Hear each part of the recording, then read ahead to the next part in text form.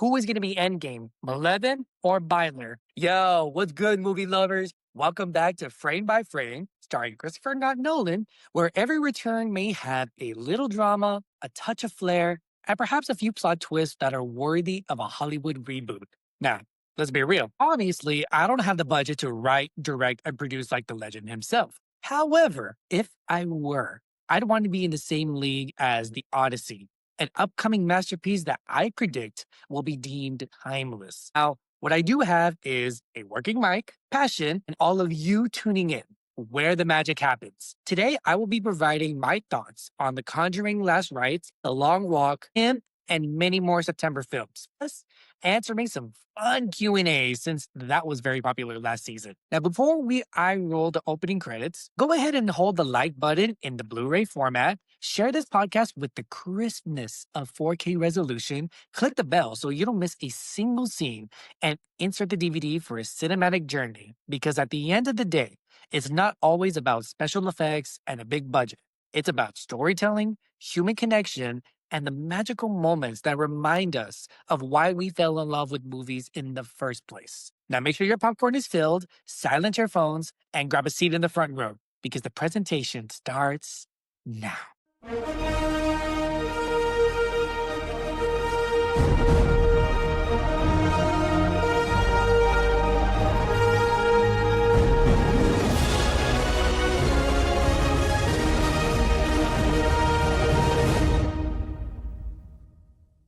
Now, my first question submitted to me is, loved how much knowledge and passion you have about movies. Is there a film you did not like as a kid that you love now? And then switch it up. Oof. Okay. Fair warning. This answer may shock y'all. Growing up, I never really clicked with Lord of the Rings. Now, listen up. At the time, as a kid, I viewed it as it was too long, too serious. And I'm gonna be real. I was more of a Harry Potter kid than I was a Lord of the Rings kid. I mean, give me all the spells, a wand, a stag for a Patronus, and Hogwarts drama any day. And plus, I read the Harry Potter books more than Lord of the Rings. Middle Earth to me just felt like a field trip that I didn't want to go on while others enjoyed the ride. But now I get it. After growing up and appreciating great filmmaking, I see how magnificent it really is. And I apologize for being late in the game. I mean, I'm here now, right? The storytelling, the music, the visuals, everything about it just feels epic. And I see how Return of the King swept all of the major awards, including Best Picture at the Oscars. It's more than just a ring and battles. There's friendship, there's courage, there's doing the impossible when no one believes in you. Although Return of the King did have 6 to 7 different endings, I was like, what the fuck? I mean, if I had a pot of gold for every time they showed up late to battle, I'd forge my own damn ring. Now, a film that I liked as a kid, but I hate now, 1998 version of Godzilla. Now, to mind you, I wasn't exposed to the Japanese version of Godzilla, so this one was my first impression of the legendary monster. It had me fooled into thinking that Godzilla was terrifying. Yet I was more terrified of the CGI and the script. This big, intimidating creature I thought was scary at the time, I now only see it as like a mutated iguana. Now, no offense to Matthew Broderick or the director Roland Emmerich, who has directed big disaster films like Independence Day, Day After Tomorrow, and so much more. I love both of their works, except this one. Years later, I heard that there was responses from the cast and crew who provided numerous explanations for still liking the film, for understanding why it had flopped at the time of its release, and there was even responses from Japan. They want to erase this from the Godzilla franchise. Let's just say that there were some people who had JOMO. After the 2014 film that unleashed that beast, which still gives me chills to this day of his roar, we just gonna keep this one on the shelf and just let it collect dust. Or like in the film Godzilla Final Wars, have that Godzilla kill this one. There is some other scary stuff that's out there, like demons who haunt families, which I'm referring to the film Conjuring Last Rites, where this case is what drove them into retirement. Like an artist closing a concert with their biggest hit, this is their most fearful case. as so advertised. Directed by Michael Chavez and bringing back Patrick Wilson and Vera Farmiga as the infamous paranormal investigators Ed and Lorraine Warren, this film is loosely based on the Smurf haunting case where the Smurf family claimed that a demon inhabited their home from 1974 to 1989, and it gained wide attention from local and mainstream media. This film was released on September 5th, 2025, and it has grossed, as of right now, $482 million worldwide, becoming the highest grossing film in the entire Conjuring franchise. Audiences have graded this a solid B on an A plus to an F scale, and yet it has received 59% positive reviews from Rotten Tomatoes. Guess they weren't really too spooked on this one. This movie continues its reputation with haunted families. The Warrens show up and do their thing. You've got to admit, James Wan and his team know how to craft tension in the horror genre. It just sticks with you. Now, to start with the pros, the performances are obviously great. The dark tone stayed its course, and there's even Easter eggs that are contained from previous films, so pay close attention to that. The scary scenes, they don't shy away from how a conjuring scare presents itself. The story is stable throughout when the daughter Judy is now involved. Oh, that's where shit hits the fan. There's some character driven moments from the scare jumps to the farewell of the Warrens that are done well. Now, into the mixed, as soon as I saw that that was the direction that they were going with Judy, I just felt that they could have really pushed it and milk it and make it just very dangerous to when it comes to their only child. That, that parental protection of love against evil. The way it mixes between family drama and horror, it just didn't seem to blend smoothly with the subplot that occurs with Judy. Now, going into the cons, being the climactic film of the franchise, it felt underwhelming. Like they almost had it, but they missed the mark, in my opinion. It didn't have the definitive resonant ending that franchises usually deserve. And some of the subplots in this film felt a bit underdeveloped. They could have used some expansion to be more involved instead of feeling in like a fill-in plot device. This franchise, it reminds me of how it really shaped modern supernatural horror. I saw the first one in 2013 at a midnight showing with friends, and oof, the way people screamed in the theater. I had to hold it together to the best of my ability, and I don't think anybody slept that night. Now, the lead actors, like when they scream, they're so believable. And it feels like I'm immediately watching this actual event right in front of my eyes and seeing the actors like disappear into their characters. Overall, while this mango isn't haunted, it did not leave a great taste for me. It's a solid 6. And this movie didn't scare me as much as the first one, which is hard to do in any franchise. And now that I'm hearing news about a supposed prequel and a continuation with HBO Max, it looks like we got some false advertisement, y'all. While we're on the subject, that actually had me thinking about how horror has really been shifting in this 2020s era.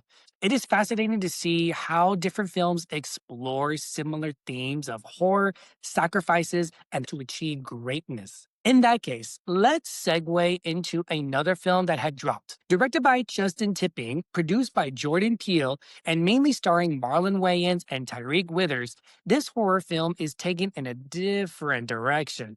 Out of the haunted houses and into the haunted psyche. Released on September 19, 2025, Him is about an up and coming, very promising football player, Cam, who gets a career ending injury and seeks mentorship from Marlon Wayans' Isaiah, a legendary and nearly retired quarterback at a secluded desert compound. As their training intensifies, Cam uncovers dark truths about the cost it takes to get success. Him now was released with a budget of 27 million and has so far grossed 28 million with a grading of a C minus on the audience scale and only 31% positive reviews from Rotten Tomatoes, which is very unusual when it comes to a Jordan Peele film. Seeing how The Conjuring thrives on supernatural evil, Him digs deep into human trauma, pain, identity, and sacrifices that give us basically Friday Night Frights. Now, to start off with the pros, I do like the concept behind it. Like you blend sports with horror. It's a very unique insight. And the blend of football culture commentary, the visuals, the atmosphere showcases how deep it goes for what you're willing to sacrifice for greatness. And if everything is on the table, is it really worth it? I mean, Fantasy football sounds less stressful, yo. The performances by Tyreek and Marlon were just extraordinary. Tyreek definitely shows promise in his acting career if he keeps it up with getting roles that have this kind of depth. Now, for Marlon Wayans, let me tell you, I've heard that some people say that comedians make the best actors because they have a deeper understanding of human behavior. We've seen this in plenty of actors like Eddie Murphy in Dreamgirls, Robin Williams in Good Will Hunting, Jim Carrey in Eternal Sunshine of the Spotless Mind, Adam Sandler, Uncut Gems. My point is that Marlon Wayans is now added to that list with his terrifying, gripping performance. As the film progressed, I saw less of Marlon and I saw more of Isaiah. And that's how you can see that someone is really dedicated to their craft. Props to Marlon for doing the damn thing. Here is where the conversation gets interesting in the mixed. There were some people while I was watching in the theater, they walked out feeling like that wasn't scary at all. It was just more intense drama. And for real though, I feel that there were some parts that do drag a bit and it didn't really explode where I was anticipating it to. It goes for more style over substance and it's very ambitious, but the story didn't seem to parallel with the style of it. Now, on to the cons. The third act sure took a turn that the rest of the film was just, it differentiated itself from the rest of the film. We see that decisions can lead to a climactic act, and yet this one felt entertaining for some and actually confusing for others. Just it had me wanting more than what was given in terms of the themes with cultish fandom, the elite life, the exploration in sports. Now, I will address this. After hearing about this negative reception from both audiences and critics, Marlon Wayans released a statement stating that while he knows that critics partly shape the industry with a plethora of opinions, art is subjective and sometimes overlooked in the present moment. And he also mentioned some of his previous works that were also negative in the moment and they became staple classics down the line. Now, while he has a point, I just don't know if this will be deemed a classic. Now, his performance will be recognized down the line, but overall, I walked in seeing him and walked out feeling like, huh? My mango rating for this is not as dramatic as the critics and the audience is graded, but don't expect it to be fresh either. It's a solid 5.5 for me. It was more of a penalty than a major touchdown. Now, moving on to my next question. What is a movie that you want a sequel to that was either canceled or hasn't been made yet? Oof. Okay. There are a lot of canceled sequels that I feel strongly about that deserve to be made for the people. And one of these films is a sequel to the Power Rangers 2017 film. Now, I am going to revisit this topic and this film in a foreseeable future episode. I am a huge Power Rangers fan. I was first introduced to the Mighty Morphin Power Rangers as a kid, and I was obsessed with them from Halloween costumes to the toys, owning many of their morphing accessories. Power Rangers is a strong influence in my life, and it helped shape me into the person that I am today. So when the first film came out in 2017, I was promoting that movie like my life depended on it. And long story short, it fell short of expectations, and that's why it didn't perform as well, thus canceling any chance of a franchise beginning with that film. Oh, yeah, I was heartbroken. I was really bummed. That sequel would have been an improvement in the direction that they were going. They chose a solid cast that would have been great modern Power Rangers and great influences for this generation, and it just had strong potential. Although, I did hear that they are going to be rebooting it for a second chance in the film industry. All right, so you know what? I'm going to shoot my shot here. I hope the algorithm makes it to somebody in California, a casting director, and they could just invest in me and amplify for me. I could do my own stunts with my gymnastics background. I'll send a video of it and a demo reel for my audition. And I could be part of that ensemble that will deliver the film to the audience that it just righteously deserves. Ooh, okay. Now that's out of the way. If y'all agree, show your love so we can make this happen.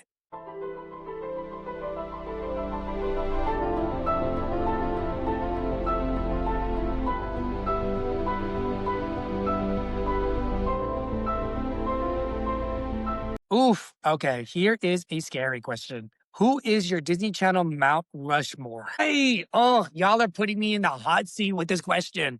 I grew up a DC kid, and I know my opinion will set some of y'all off, but Get over it. Obviously, I am selecting Miss Raven Simone in the first slot, as That's So Raven was one of my favorite shows growing up, and it still is to this day. Raven's talent as a comedic actor is just undeniable magic in her physical comedy and her unique phrases.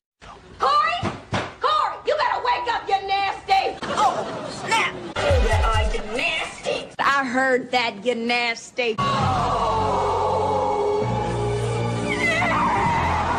I mean, say less. Also, for it being the first Disney Channel show with a black lead and it becoming very successful, and then she continued her success with the Cheetah Girls, the music, and Raven's Home, yo, she's earned her spot for being a trailblazer. Now, because I mentioned Raven, I'm also selecting the obvious Miss Hilary Duff. I mean, Lizzie McGuire is a cultural touchstone that helps set the standard for Disney Channel. Now, at the time, y'all, for those who don't know this, Disney Channel was not reliable with its programs and its viewers, and it was just heading downhill. That is, until Lizzie McGuire debuted to strong numbers and thus raised a majority of us millennials. And when you factor in the merchandising, the books, Cadet Kelly, and the unforgettable 2003 film, which I did cover in an episode from last season that y'all can check out, this was the first Disney Channel show to ever do so to make it to the theaters. Hilary Duff established her long term impact with the continued success, her strong influence, and within other entertainers. And she's literally been crowned as the creator of the Disney Channel. So her place is cemented in the second spot. Now to fill in the other two slots, yeah, my hands are getting sweaty. So to fill in the third slot, obviously the next name that popped in my head is Miley Cyrus. Hannah Montana literally became a global sensation for the next generation, and it had literally a similar multimedia expansion as Lizzie McGuire did, but with more music being the bigger advantage. Not to mention, y'all, this is Miley Cyrus. She's the only person that was born in the 90s to be getting her star on the Hollywood Walk of Fame next year. And the fact that she's a three-time Grammy Award winning performer right now, she's set. Now, the fourth spot. Now, there's a lot of factors that I'm processing here: longevity, the amount of work done within Disney Channel, and the success that came from Disney Channel. This is hard. So, I'm going to go on a whim here and I will say Brenda's song. But wait, hear me out before y'all lose it in the comment section. I didn't choose Zendaya because when you think of Zendaya, her success now is all what happened after she left Disney Channel. When you hear the name Zendaya, you think of Euphoria, The Greatest Showman, Doom, Challengers, Spider-Man, all huge successful projects. Not many people are going to think of Shake It Up or KC Undercover, which it literally launched her career. Sure, but the blast off was all of those projects that I mentioned before. I didn't choose Selena Gomez because while, yes, she is known for Disney, and yes, she pulled a Raven by Wizards Beyond Waverly Place, she's one of the notable entertainers that, while helped establish Disney Channel the way it is now, Brenda Song is an OG. Y'all don't realize that Brenda Song did a lot more than Sweet Life of Zack and Cody, Sweet Life on Deck. Y'all can do your own research. She did memorable DCOMs, which stand for Disney Channel Original Movie, like Ultimate Christmas Present, Get a Clue with Lindsay Lohan, Stuck in the Suburbs, and I cannot talk about Brenda's song without mentioning Wendy Wu, Homecoming Warrior. That movie is one of her best works, and when done right, it could have launched her into being an action star and her having her own franchise. Honestly, I don't know why Disney Channel didn't milk that cow at that time. In addition to voice acting on Disney shows, she made numerous appearances on other shows like Phil of the Future, That's So Raven, and Phineas and Ferb. She doesn't get as much credit as she deserves for her successful work in Disney Channel. So here I am, giving her flowers for all of that. And now her career is revived as an adult with the film that was released last year, The Last Showgirl with Pamela Anderson. And now that she's on the Netflix show Running Point with Kate Hudson, yo, she's hilarious in that. She's cussing out like crazy. And it got granted another season. So I'm here for it. Now, I know some of y'all may not agree with my Mount Rushmore selections. So go and comment who your four are. And I'm sure that yours are going to be great taste. Now, as we all know, climbing Mount Rushmore is a bitch to do. It takes a lot of training. People have died climbing that mountain, and it is not a walk in the park, that is for sure. Same thing I can say about this next film, The Long Walk, where it feels like the treadmill from hell. the 2025 adaptation of Stephen King's novel that immerses viewers in a chilling dystopian world. It is directed by Francis Lawrence, who also directed The Hunger Games and I Am Legend. In this particular society, instead of 100 walkers, there are now 50 walkers who must walk endlessly at a minimum pace of 3 miles per hour until one remains and is left standing to get the cash prize and one wish. Talk about an extreme survival of the fittest. Mainly starring Cooper Hoffman, who is the son of the late Philip Seymour Hoffman, R.I.P., Judy Greer, David Johnson, and Mark Hamill, aka Luke Skywalker, as the Major, and more. It's got a strong horror vibe that not only explores human endurance, it's more of a harrowing journey and it showcases the dark side of humanity. It was graded a solid B by audience viewers on CinemaScore, and it has grossed so far $54 million within a budget of $20 million, which is deemed a box office success. To jump into the pros, it is rich in the horror elements, not just in the physical dangers, but also in the psychological torment that it explores. It delves into humanity's grim instincts, pushing all of these characters to their limits and reflecting on the nature of survival. The plot is very engaging, it keeps you on the edge of your seat.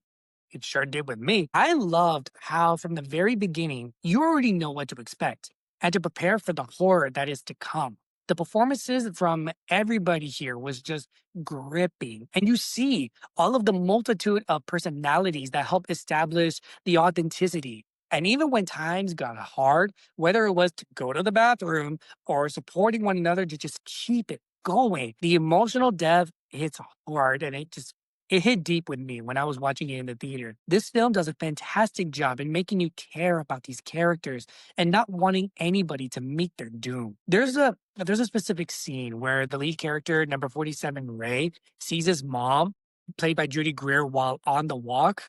I'm sorry, y'all. That scene just made me cry. Hold on, I just need a little moment. Oof, okay. So, meanwhile, the visuals are stunning. It captures the desolate landscapes, the tensions of the walk when it shows like the long roads, and it shows how it goes from day and night, rainy and sunny, to the length of the road. It really reels you in on the horrific atmosphere and the tension of the walk. I like the unexpected humor that was present throughout this film because, I mean, let's be real. In times like these, you need to bring some light and some humor even when it feels like the leg day is your last day. I left the theater with so many thoughts rallying around my mind and putting myself in these characters' shoes and just the conversations to have about how far would you go if you were on this journey and the sacrifices that you have to make in order to get there. And then whether or not are you going to make friends while on this journey or are you going to alienate yourselves from the group? What would y'all do? To segue into the mix, some of y'all may feel that while watching this film, may be a bit too bleak and slow and want to pick up the pacing. But think about it. This movie is roughly an hour and 40 minutes. So while the plot is very straightforward and standard, the whole point of this film being paced out evenly is so that we can be immersed into the character development that is built up enough for seeing how all of these guys are approaching the prize despite the predictable outcome. I didn't think it was bleak or slow, in my opinion. Because when you think about the fact that it's associated with Stephen King, you know what you're going to get. When it comes to the cons, one of the things that did pop into my head was the contest, how it came about, the mystery behind it, how the contest is supposed to restore the American economy by having one guy being selected from each state to participate in this contest. It wasn't really expressed. It wasn't heard of the background, like not over radio. There was not much said in dialogue by a character's participation of how they heard it, or like a parent telling them they had heard it from their time, or like a grandparent had it done in his time. And it was just like nothing was said of the origins. So I wondered how this annual event, which seems to promote hard work, patriotism, and dedication, is supposed to help the economy. There were some areas that I had to fill in the blanks for when it comes to some character development. I mean, sure, we meet all of these guys. We see how each of them are expressed in ways of the way they carry themselves and how there are some that do reveal their intentions for winning this prize and what they're going to do afterwards. But I would have, I just wanted a little bit more. Other than that, I didn't have many cons to point out. Overall, this film is worth the watch. If you're a fan of the thought provoking dystopian stories with a blast of horror, y'all need to watch this film. I give this a solid 8.5 in my mango rating. Although, when it comes to this versus the Hunger Games, I feel I have a better chance of surviving in the Hunger Games than doing this long ass walk. Now, the long walk, that is how you do psychological horror right, where it lingers in your mind and it actually respects the audience's intelligence. To go from a thrilling piece of cinema to The Strangers Chapter 2, that's literally saying going from nerve wracking to having Raven Baxter's psychic powers, and you already know what's going to happen next. Let me paint the scene. You're there with friends, you're there on a date, and the movie starts. You're over here stating, like, you know what's going to happen next. You know what they're going to say, who's going to die. Oh, that jump scare is coming. That's where this movie falls into. Directed by Rennie Carlin, who also directed Chapter 1, starring Madeline Petch. The Strangers Chapter 2 was released on September 26, 2025, to grossing as of this moment $15 million with a roughly eight and a half million budget. This movie has a grading of C minus from the audiences and only 15% positive reviews from Rotten Tomatoes. When I saw Chapter 1, it was cringe. From having the creepy townspeople to literally the borderline plagiarism with Tamara, the song played on the record player. Why are you doing this to us? Because you were here. Oh, hell no. Now, I don't know what happened in the writer's room. When you want to pay homage to the original 2008 The Strangers, which is one of my all time favorite horror films, I'm here for it. Long story short, Chapter 2 fumbled badly. The pros of this movie, we're going to get through this quickly. The leading performance of Madeline Petch is continuously solid. This film may be horrible, but I'm not going to blame it on her commitment and her performance because the way that she's able to bring vulnerability and grit and fear. I mean, if this was real life, you would be rooting for her to fight them off. I know I sure did. She's definitely capable of being a scream queen. She's a talented actress, given her work primarily in horror and thrillers. In addition, some of the atmosphere does fit the aesthetic very well. Dark hospital, the tiny corridors, dark shadows that are from afar add up to being ingredients of a horror film. Now, to dive into the cons, because there's not really a mix, I established what I really felt afterwards. Like giving the villains a backstory and motivations for their actions, it just dissipates the fear that we feel. What makes Michael Myers terrifying in the first place is just not knowing his reasonings for his killings and the killing of his sister. The mystery just keeps us on edge. It's almost as if Michael Myers is just pure evil, something that the mind cannot rationalize. And to fill in the blanks for the masked strangers, it just did not amplify their intimidation. Nope, it just took it away. I found their appearances in the original menacing, surrounded by their mystique energy. Here, it was more like the actors were just doing cosplay with convincing stature and commitment. Also, the pacing in this film is very inconsistent, and there were scenes I felt could have increased the tension, but yet just felt more repetitive, and it just annoyed me.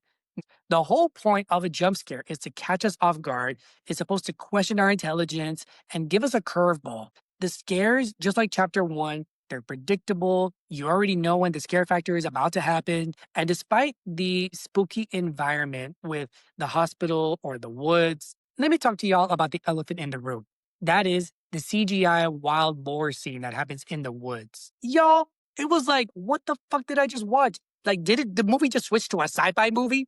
Here we are, attempting to build tension, creeping out through the woods, and all of a sudden, this freaking boar just charges out of nowhere like he's auditioning to be in Jumanji. I love a good, solid jump scare. I love a good, unexpected twist. As I finished the movie, this was not it. Like, I heard some people behind me be like, no. And they literally just took the words right out of my mouth. The boar scene just actually made me laugh more than scare me. On top of the noticeable plot holes that I found, the character development, it just spread thin to where all of these characters, the supporting ones, they get chased, they get killed. I had wished that they had put more substantial material for these characters. The real cringe was sitting through this thinking that they had redeemed themselves. Nope. Now, I'm going to pull the curtain down and just try to erase this movie from my mind, try to mango grading of a 3. And that's because chapter 3 is coming out next year, y'all. Now, if the strangers knocked on my door, I ain't answering. Instead, I'm going to slip this movie under the door with a note that says, here, watch this and scare yourself. Now, let's redirect this with the next question. What are a few props that you would want as a keepsake from certain movies? Obviously, a lightsaber from Star Wars, a functional lightsaber. I could use that as a good, really great self-defense weapon. And I would also like the DeLorean, the hoverboard from Back to the Future. I mean, y'all, imagine riding in that car, like in the sky, riding the hoverboard around town, and just to get me from A to B, I would definitely want the Golden Snitch or the Invisibility Cloak from Harry Potter. Like, I would have so much fun with that. And yes, I'll remember to use it well. Can any of the cars from Fast and the Furious be a prop? In addition to the Infinity Gauntlet, some props I really want are some of the gadgets from Spy Kids. Ralph, the Spy Watch, and the Rehydrator. For those who don't know, the Rehydrator is the microwave where you see them use a popcorn style color coded bag, and just with a couple of buttons, you get an entire meal. Yo, I feel like we need that.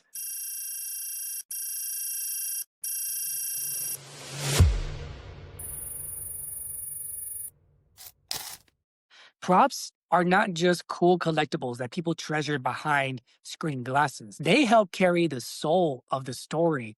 I mean, when you think about it, it's wild how something as simple as a jacket or a magical object can carry so much meaning on screen and resonate with us as we grow through life.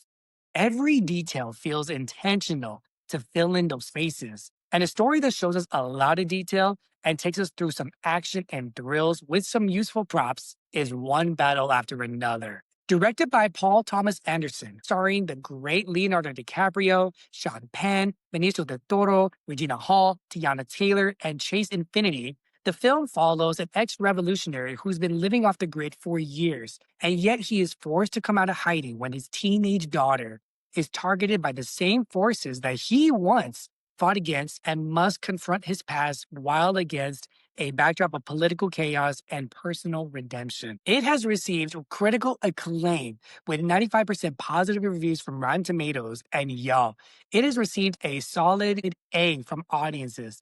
And a lot of reviewers are deeming this a modern classic with the ability to be timeless down the line. Now, to contrast all of that hype, the GP did not seem to fill up to this, with grossing only $168 million as of today, with a reported budget of $130 to $175 million. Since it hasn't met what it needed to make a profit, the studio itself might lose over $100 million. Now, to kick it off with the pros, obviously, the talented ensemble cast, they delivered their respective roles to what they needed to do. They understood their own assignments. And to see Sean Penn as this type of white supremacy antagonist, give me chills. His commitment is something else. And then, of course, Leonardo DiCaprio, we all know by now that at this point, whatever film that he attaches to, oh, he's going to always deliver, as so does the rest of the cast, in order to keep this film afloat. The father-daughter bond that is presented in this film, it grounds the film very well, with the surrounding chaos, which helps to give the narrative some heart, especially when the stakes are very high. It's clear that the unconditional love is the heart of this film. The themes presented showcase the timely satire on both ends, and it doesn't shy away from extremism, with the pendulum swinging around during the action scenes and seeing all the intentions from these characters when it comes to their actions. Now, watching this afterwards, I immediately felt the polarization, the fact that they were really reflecting today's social political culture to our faces, to see that if we ourselves can see through this lens and just throw in some fictional characters and some humor to lighten the mood when needed. They went for a big, bold way to do this while remaining emotionally grounded. I mean, the story itself is very clear about the juxtaposition between power versus violence, fighting against injustice, and even when there's counterculture present, and when you think about it, basically counter revolution as the drive. Here's what I did not expect. the humor. There was a lot of laughter that was happening in the theater, especially when Leo's character is on the phone and he cannot remember the password. I did not expect that to be that hilarious. The aesthetics, where the director he's known for shooting in his signature distinctive style, he shows up here very well with this visually grand detail. And I really liked how it was shot that way. The screenplay and the story, it flows nicely. And credit on the originality there with obvious influence from the novel stated earlier. This was most likely the director's most entertaining work in his entire filmography. Now, to get into the mixed, there were some aspects of the film that may have felt a bit stuffed in certain areas due to the scope of the movie being very grand. Therefore, it may feel like there's a lot to contain for the average viewer. Well, I did feel that a few characters and a couple of the subplots did not smooth out completely, although it wasn't a major down. It was just more noticeable. Some parts may feel like a bit scattered for the average viewer. Now, my major con is literally the film's runtime, 3 hour plus. I mean, y'all, I had to plan half my day in order to watch this film. So that way I knew when it was going to end. I didn't want to sacrifice missing either lunch or dinner. Like, okay, Leo, man, even though you are the director and you're not the producer, like, I know you got some pull here with Paul. Like, 3 hours of you trying to keep Rose alive through a tragic shipwreck, it hits the soul. And there's no shame in you rescuing your movie daughter from harm. But you keep this up, we're going to need to add an intermission and a therapist. Did Martin Scorsese text you or Paul after the premiere and was like, y'all gotta chill out? Running over 3 hours for a film is a big risk in of itself, especially in today's social culture with ADHD dramatically increasing due to technology. So I wouldn't be surprised if some people just did not want to watch this film due to the runtime. There are some successful 3 hour plus films that have become massive hits and have hit cultural touchstones. Like, for example, The Godfather Part 2, Lord of the Rings Return of the King, Ben Hur, Lawrence of Arabia, and so much more. So, to wrap this up, this film is juicy, layered, and the mango is ripe with flavor, but I wish it could be a bit more easier to peel. This mango grading is an 8.5. While it may be a bit extra in some areas, and it's not a film that you would want to rewatch constantly, it definitely leaves a lingering taste where you would want to watch it once in a while. Now, this next question is a bit of out of the loop for me. If you could play the lead in any film remake, what would it be and why? Ooh, y'all, put this on the algorithm again, and someone give me a chance to just invest in me and just say yes. While I already threw my shot in there for the Power Rangers reboot, if there was a Ferris Bueller's Day Off remake, oh, I like to play that lead. I mean, to break the fourth wall with cleverness and make it effortlessly entertaining, I feel like my charisma could just shine through the camera, just like the way it does with this podcast. I would also like to play the lead for hypothetical remake in Risky Business for Tom Cruise's role, Donnie Darko with Jake Gyllenhaal. That movie, I love how dark and complex his character is. And this is a wild slingshot because Hollywood has not touched this film, but just bear with me, okay? This is hypothetical speaking. Playing Marty McFly in a Back to the Future remake. I know, I know. I may be reaching for the stars with this one, but I gotta give dream, right? What film remake do y'all hypothetically think that I can be able to portray? Go ahead, leave your thoughts below. Now is the time to go into one of my favorite segments of the show. You know, where we strip away the red carpet glitz and glamour and get real about what's happening behind the scenes, where we talk cinema without the fluff. This is The Real Talk.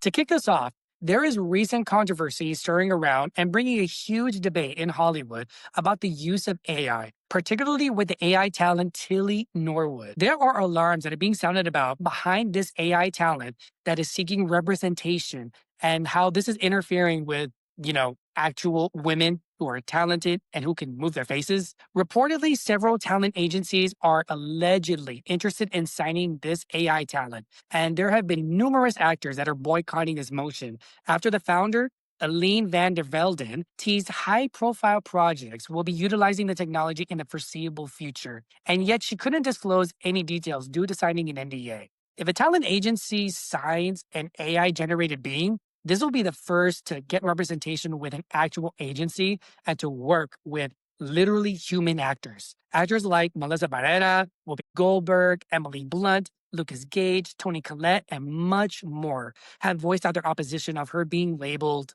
an actress, taking away roles from women who are indeed human beings and actual actresses, and how the many composite traits that were borrowed from many people were used to make Tilly Norwood.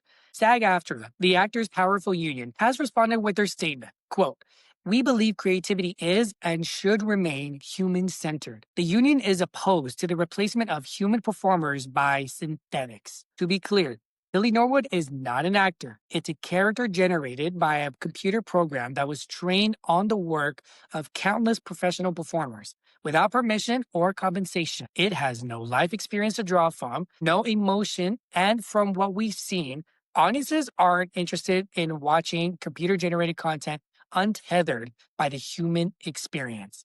And I concur. Hollywood better not use this as their solution to avoid paying residuals to their actors. Using a being who can't legally cash a check. There's just so many wrong factors here that are just not going to end up well for anybody. As an up and coming actor, I get it. I mean, I've acted in music videos, commercials. I'm out there auditioning for projects right now. I mean, imagine you lose a role to a JPEG.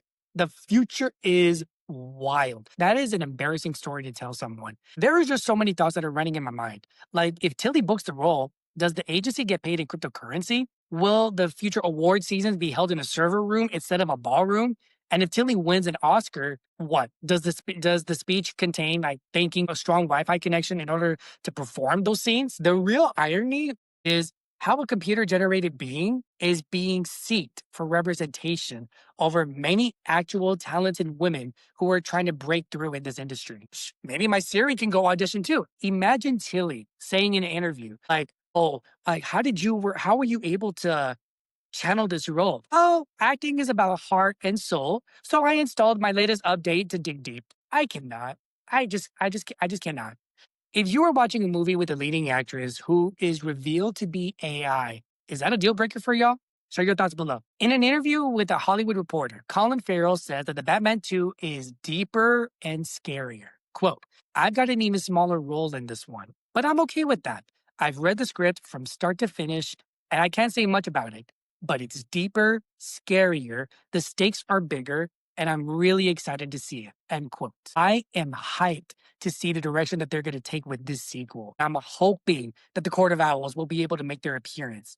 Like the chaos and the corruption in this movie, I feel is going to be crazy. This sequel will follow the events of The Penguin. So if y'all haven't watched the show yet, y'all have got time to binge it and stay up to date before we're graced with the sequel. Now, in trailer news, I have seen the trailers for these upcoming movies: Wuthering Heights with Jacob Elordi and Margot Robbie, Keeper, Eternity, Marty Supreme with Timothée Chalamet and Gwyneth Paltrow, The Running Man starring Glenn Powell, and Christie, which is starring Sydney Sweeney, and I've heard that she's been getting potential Best Actress Oscar buzz for this film. Do me a favor, watch some of these trailers on YouTube, Instagram, or TikTok, and see which of them catch your attention. Now, a friend of mine and I were talking about this, and I wanted to bring it up to y'all's attention. Jared Leto is not getting much luck as a leading man nowadays, which is unfortunate because his roles in Requiem for a Dream and winning an Oscar for Dallas Buyers Club, he's got range as an actor, and he's obviously got talent.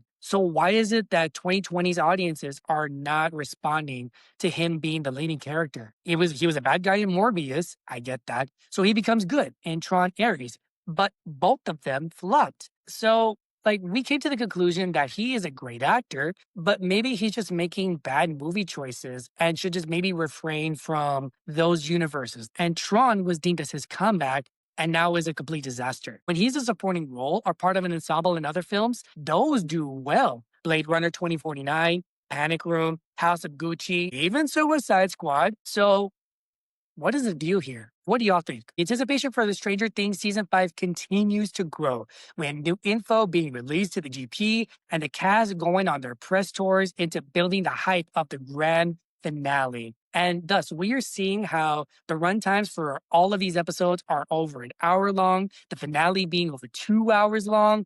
Not to mention, there are many fan theories going around online with the Stranger Things fandom. Like, what major characters are going to die facing Vecna 2.0, and who is going to be Endgame, Malevolent or Byler? The discussions here are passionate.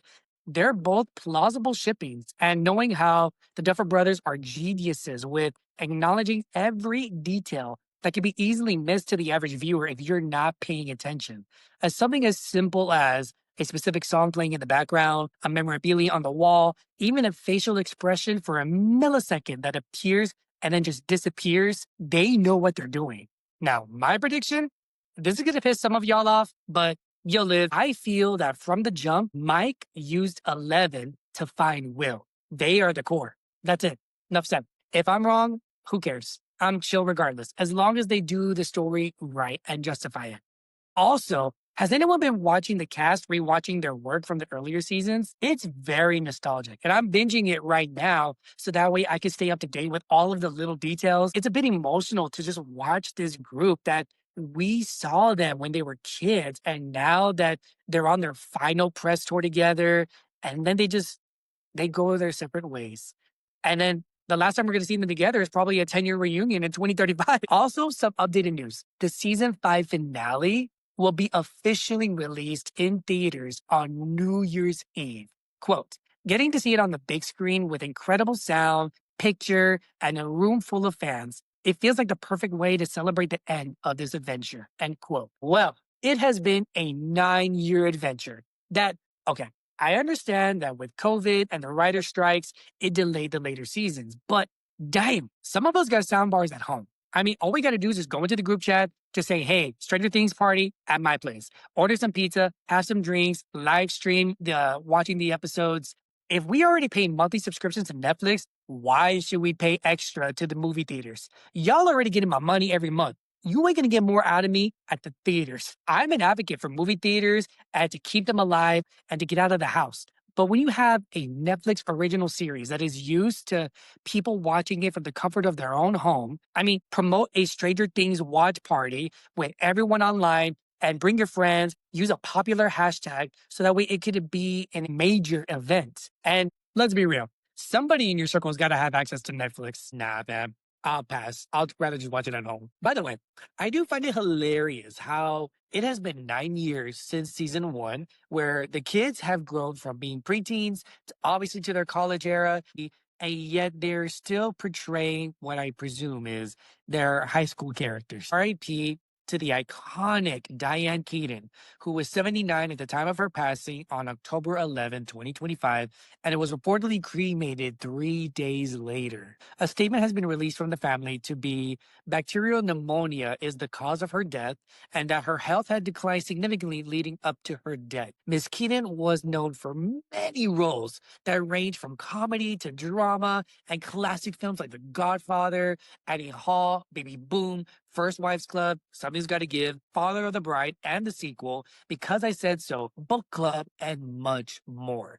She's been labeled as another great actor who has been taken away from us, where she was known for her distinctive voice, expressive face, and smart comedic timing with a blend of charm, vulnerability, and sophistication. She cemented herself as one of the greats, and she will forever live on screen. If y'all don't know Diane Keaton, I recommend y'all to watch films I previously stated before. Trust, you will see why we lost a treasure from the acting community. Lastly, I have received some feedback about the superhero fatigue reported in the previous episode.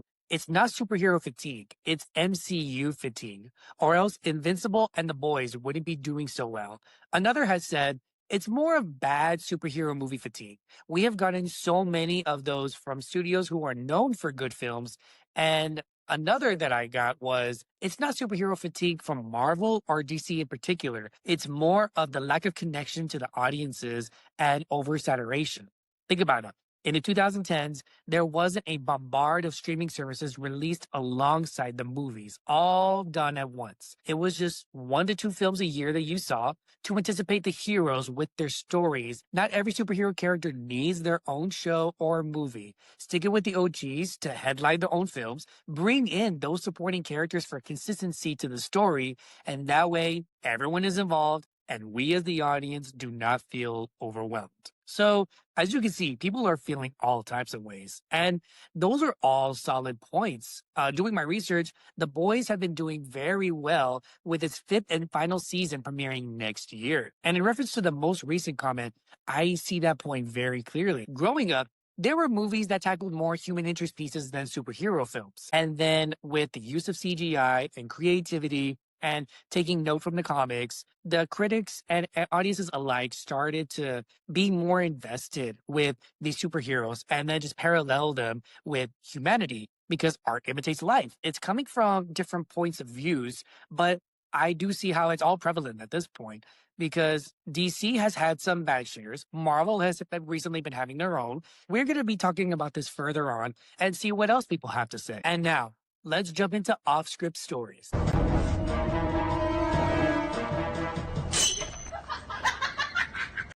And now, it's time to go off script, where we talk about the real bloopers that are happening behind the scenes, especially those with a lot of surprises involved. Today, my guest of choice is someone who knows a thing or two about that.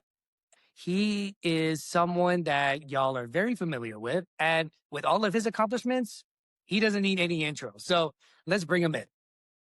Yo, what's going on, Chris? Dude, thank you. Thank you for appearing on the show again. Dude, this is like your third appearance already. What can I say? Booked. Thank you for taking the time to appear on this brand new segment. But before we continue, you see the Mutant Mayhem poster? Oh yeah, dude, that's pretty sick. Yeah, I had to have a little something since you and I share the Ninja Turtle obsession. Hey, you And see mine? especially when you will be back for TMNT 2 Secret of the Ooze, that's going to be something to look forward to. Yeah, I'm excited for that. Hey, Where did you get where did you get that, by the way? oh, dude, it's sick. Oh, Shein. Ah, that's right. Okay, you know what? I'll take a look at it and then see if I can find something Power Rangers, Ninja Turtles, something like that. So, what is your story that you can share with us? Well, I have quite a few stories, but the first one that I would probably mention is that I think it's a funny story. So this one time, I don't remember how old I was, but I was with my cousin Eric, and it was I think during the summertime, and it was a Tuesday, and Tuesdays are like discount Tuesdays, you know what I mean? Like in the movie theaters. My So favorite day. yeah, so like okay, so $5 movie tickets basically, right? And I know my mom wanted us to go to the movie. And since my cousin Eric was there, like, I know it was gonna be a good time because we're just watching YouTube videos, you know. So I was on the laptop, right? And then my mom was on the phone with my sister, my older sister, and she's talking in Spanish or whatever, right? And so, Yeah. um, she was like basically telling like, hey, like what movie we're gonna go watch. And we saw this movie and we had seen the previews for it. So we wanted to go watch it. Right. And the movie is called John Carter from Mars. Give me a second. On DVD? Yes. So it was this one.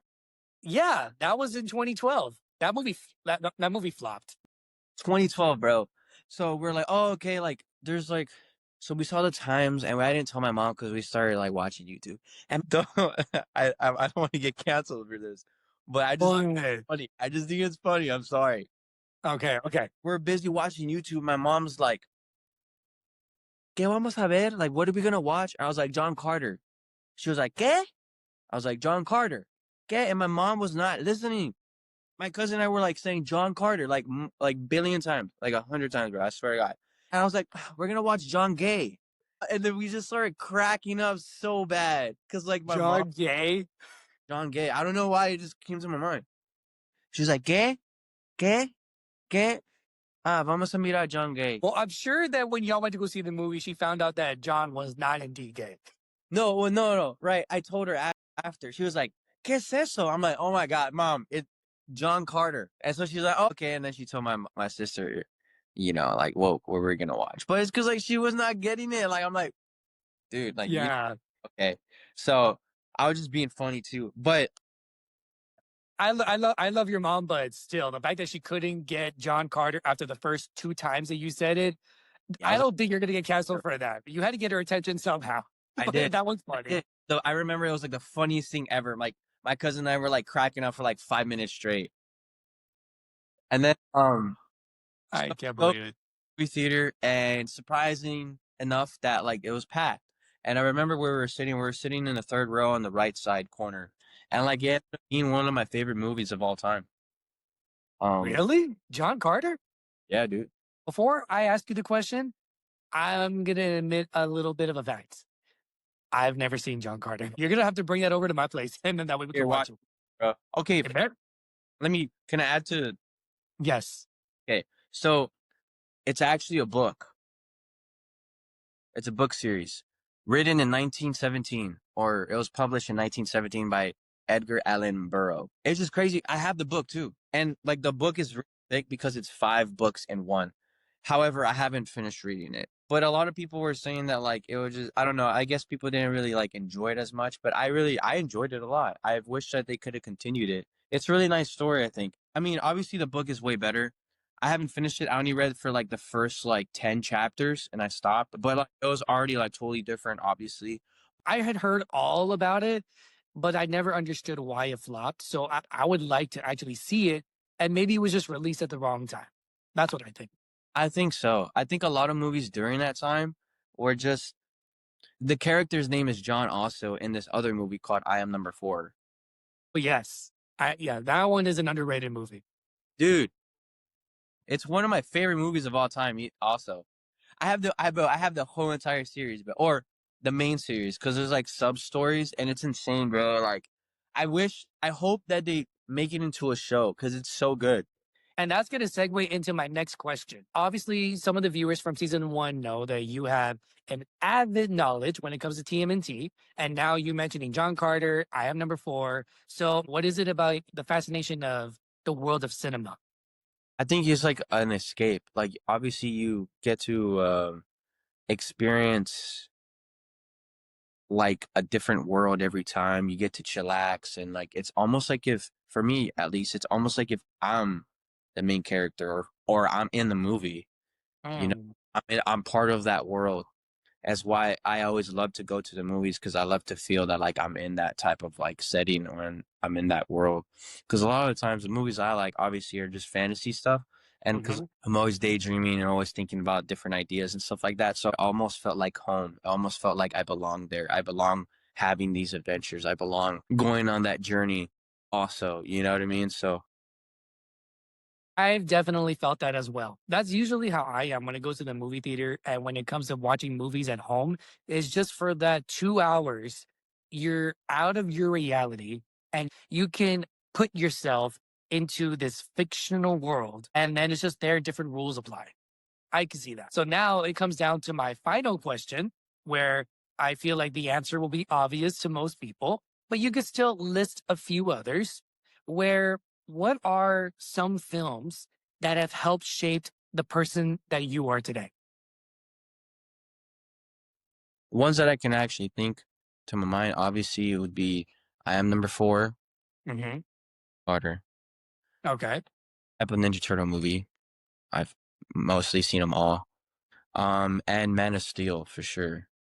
Okay. What are some of the elements from those movies that brought about like your personality trait, how you carry yourself? What were some things that you took from a couple of examples from some of those movies? I guess like just trying to be good, trying to do the right thing.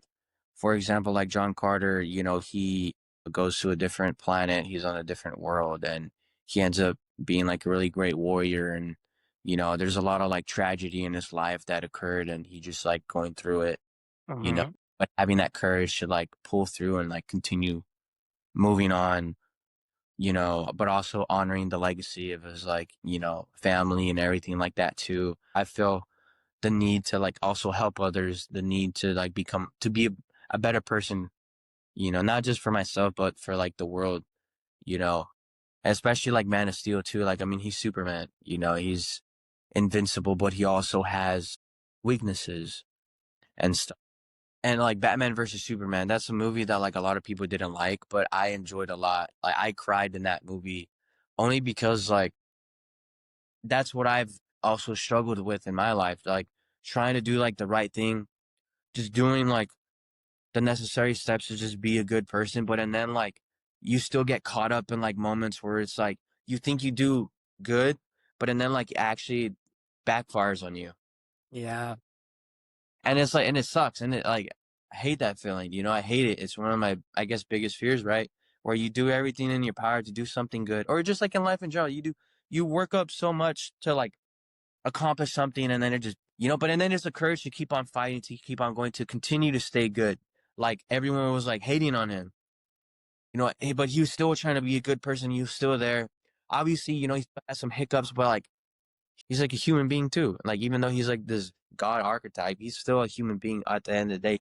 And then he ends up sacrificing himself. That was a very touching moment. It's like he sacrificed himself because he still stayed true to who he was, no matter Mhm. like everything that was going on. And that like, like resonates with me a lot for sure. And the same thing with all the other characters that I enjoy, like, I am number 4, John, he's running away. Like he's trying to escape, but he's still like, still figuring out himself, knowing that like there's like a lot of trials and tribulations that he goes through. And it's just like a testament of like life too. Like we go, even though like we're not running from aliens, but like there's a lot of issues in our lives and stuff like that. But also like we have to like step up and like take on the challenge. And that's what like these movies is very touching for me, for sure.